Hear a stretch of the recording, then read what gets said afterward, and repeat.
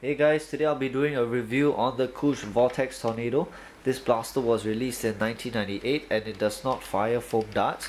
It was made by Koosh and fires these rubber rings, and these rings I believe are called spin fire rings.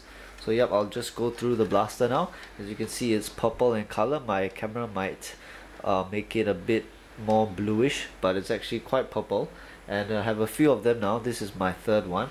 I have one which has been redone into a tornado bow, meaning that it does have homemade internals inside and it just utilizes the tornado shell. I have another tornado shell, and this is the only stock Vortex Koosh Vortex Tornado I have that can actually fire the spin fire rings, which is its stock ammo. So yep, onto the blaster. This blaster is actually quite sizable. I would say it's about equivalent to a Recon plus the shoulder stock at the back. And this blaster, in my opinion, is the most comfortable blaster around, spanning across all types of toy blasters.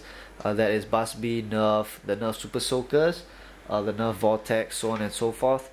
Even the Max Force line and some of the Exploders line. I think among all of the blasters, this one is the most comfortable. It has a really nice and solid stock at the back. It is also curved, and this will rest against your shoulder very nicely and comfortably.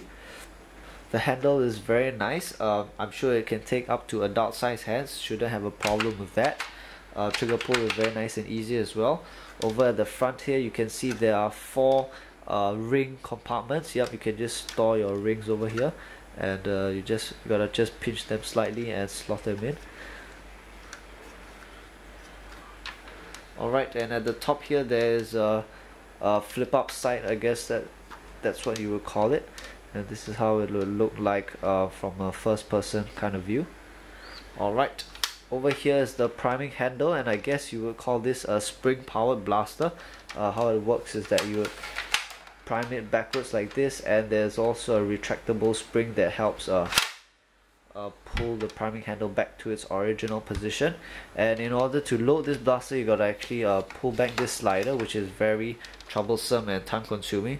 So yep, as such, this blaster does not have a really good rate of fire, but anyway, I will just do a firing demonstration right now. Okay, as I mentioned earlier, this blaster has an extremely low rate of fire. In order to load this blaster, which I will demonstrate now, first you have to pull this slider back. I find it most comfortable when you're doing it this way. Just hold it down, and over here, if you look closely at the rings, you can see this arrow. I've tested both ways, and I think that this is definitely the correct way, is where the arrow is pointing up, which is the direction you will be firing it in. So just place it over these yellow ridges that are protruding, and just make sure it's a bit snug and in place. And once you're done, you can let go of the slider, prime the blaster, and let's fire it. I'll be firing it at my cupboard area, and you should see it shoot very fast and quite hard actually. Alright.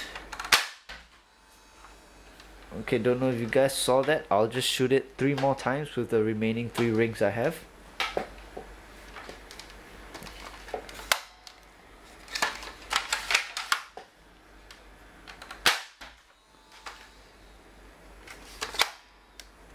Third one.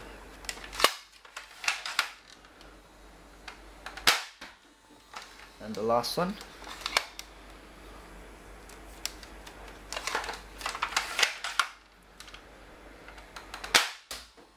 Alright, so those were the 4 rings. I have range tested this blaster, and it shoots about 65 feet flat. I'm sure it could get a little bit more. It also depends on the direction which your wind is coming from.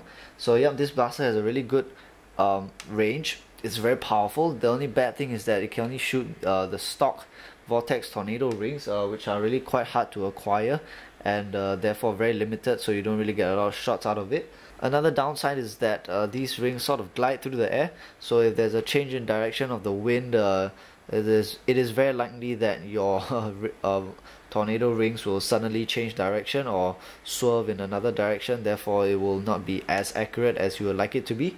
However, if the wind conditions are very good, that is, there's no wind, these rings should be very accurate. They do not swerve unlike streamlines on its own. So yep, it's very accurate provided there is no wind interference. So yeah, that was the Vortex Tornado. Good things about this blaster is that it's very comfortable and it looks pretty cool. On top of that, it does get very good ranges with its stock performance. However, bad things about this blaster is that it has a slow rate of fire. The rings might not perform as well if you are playing out in a windy field or something like that.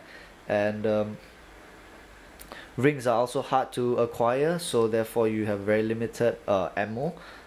And lastly, if you were to convert it to fire Nerf darts, it would be very troublesome, and you will need more tools and materials in order to perform that modification, which I feel is definitely not worth doing. So yep, that was my review on the Koosh Vortex Tornado.